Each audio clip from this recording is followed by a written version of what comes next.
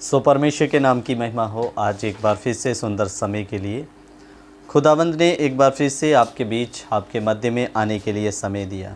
मेरे प्यारो, आज का जो विषय है कि आज बहुत सारे यूट्यूब प्रचारक ये सिखाते हैं कि आज जो कलीसिया में बोले जाने वाली अन्य भाषा है वो एक अर्थहीन भाषा है और इस से आपकी कोई आत्मिक उन्नति होने वाली नहीं है। और ये प्रभु की ओर से नहीं है, ये शैतान की ओर से है। कई प्रकार की बातें। विषय में जाने से पहले आप हमारे चैनल जाने वचन की सच्चाई को सब्सक्राइब कर लें, बेल के आइकन को दबा लें ताकि जब भी हम कोई नया विषय या नई क्लास लेकर आएँ तो उसका नोटिफिकेशन आपको मिलता रहे। अजीज़ों, एक चीज़ को हमेशा याद रखिए कि यो परमेश्वर का दिया गया वरदान है नए नियम में।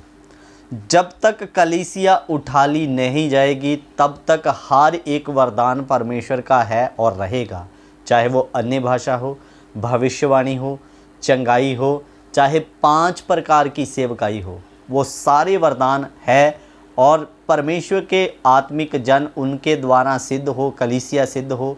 ये सारे वरदान परमेश्वर ने हमें इसलिए दिए हैं।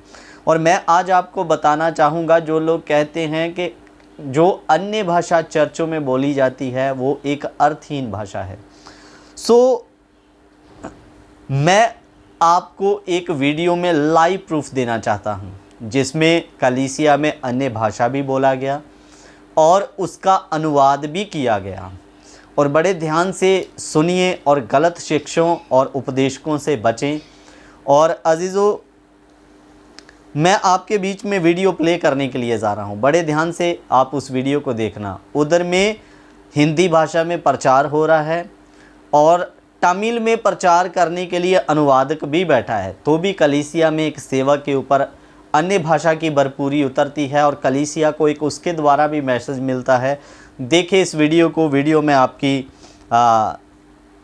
स्क्रीन पर प्ले कर रहा हूँ। इसलिए अपने आप को तैयार करो। అందుకే మిమ్మల్ని మీరు సిద్ధపరచుకోండి। अपने कमर को कसो, समस्याओं को सामना करने के लिए तैयार हो जाओ। మీ నడుములు కట్టుకోనండి, సమస్యలను ఎదిరించడానికి శక్తి కలిగి ఉండండి। ये प्रभु कहता है, ఇది దేవుడు సెలవిస్తున్నాడు।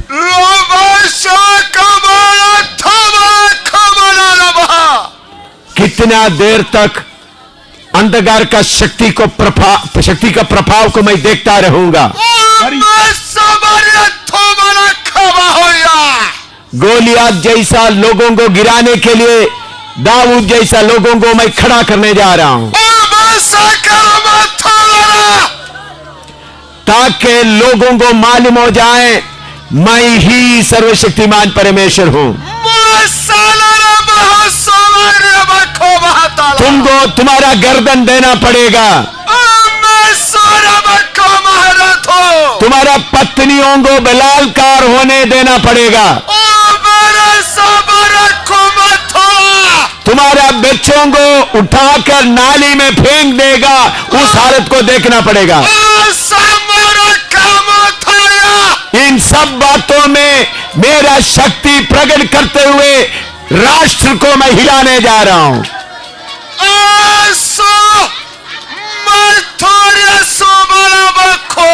अपना नींद से जागो, कमर कसो, दौड़ने के लिए तैयार हो जाओ। आप बोले। सो धन्यवाद हो प्रभु का, आपने इस वीडियो क्लिप को देखा है। और मैं आपको बताना चाहता हूं कि इसमें आज भी कितनी कलीसियों में यहाँ पर परमेश्वर का सही उपदेश है, यहाँ पर पवित्र आत्मा कार्य करता है।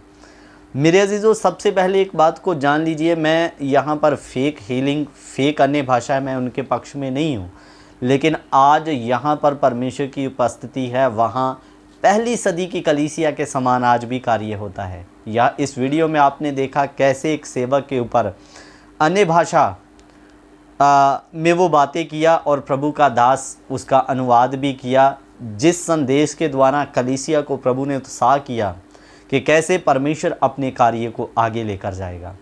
इसलिए आज भी परमेश्वर का हर दान वरदान कार्य करता है। वो वहीं उसी समय 35 कुस्त के दिन उतर कर रुक नहीं गया। और परमेश्वर के शास्त्र में, पवित्र शास्त्र में पौलुस ने भी कहा था कि जब कलीसिया में अन्य भाषा हो तो अनुवाद के साथ हो। पौलुस ने नहीं कहा कि वो अब नहीं है या उसको मत बोलना, क्योंकि जब हम पहला कुरिन्थिया उसका 14 अध्याय उसका 39 और 40 वचन पढ़ते हैं, उसमें पौलुस क्या कहता है, अतः हे भाइयों, भविष्यवाणी करने की धुन में रहो और अन्य भाषा बोलने से मना ना करो, पर सारी बातें शालीनता और व्यवस्थित रूप से होनी चाहिए। ये कहता अन्य भाषा बोलने से किसी को मना ना करो, लेकिन इसको करने के लिए आप में शालीनता और एक नियम के साथ में ये सारे काम होना चाहिए।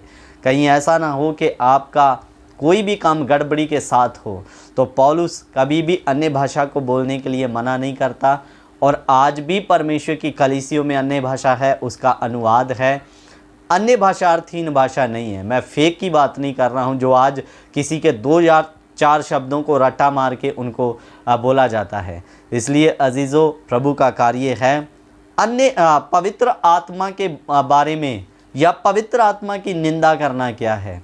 अजीज़ों, पवित्र आत्मा की निंदा करना, जब हम उसके दानों वरदानों के बारे में बुरा भला कहते हैं या उनके बारे में उल्टे सीधे शब्द कहते हैं, असल में वही है पवित्र आत्मा की निंदा करना।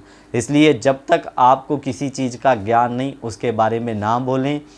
मैं आपको कितनी ऐसी कलीसिया में इस अनुभव को होते हुए देखा। यहाँ अन्य भाषा बोला गया, उसका अनुवाद भी हुआ, ये है।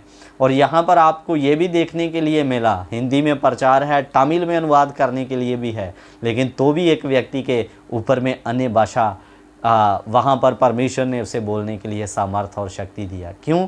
क्योंकि कुछ लोग कहते हैं, मैं ये बात इसलिए बताया, कुछ लोगों का मानना है कि अन्य भाषा जो थी वो समझ में आने वाली भाषा, ताकि जो कलीसिया में प्रचार हो रहा है उसका दूसरा अनुवाद करने वाला हो, वो अन्य भाषा है। लेकिन नहीं, यहाँ पर इस वीडियो में हमने क्लियर देखा, हिंदी में प्रचार है, तमिल में अनुवादक बैठा है, लेकिन इधर फिर भी अन्य भाषा उतरा और प्रभु के दास ने उसका भी अनुवाद किया। इसलिए हर एक दान वरदान जब तक कलीसिया ना उठाई जाए है और रहेगा, और परमेश्वर के लोगों को सिद्ध करते रहेंगे। परमेश्वर आपको इन वचनों के द्वारा आशीष और बरकत दे। जय मसीह की।